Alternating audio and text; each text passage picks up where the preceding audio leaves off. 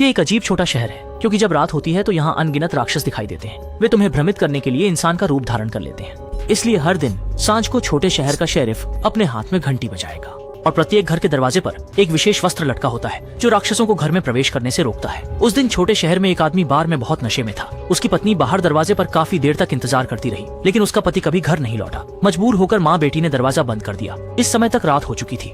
माँ नीचे सभी खिड़कियों की जांच कर रही थी और छोटी लड़की ऊपर प्रार्थना कर रही थी कि पिता जल्द ही घर वापस आ सके। पर जब वह सोने के लिए बिस्तर पर जाने ही वाली थी, तभी उसने अचानक खिड़की के बाहर किसी को उसका नाम पुकारते हुए सुना।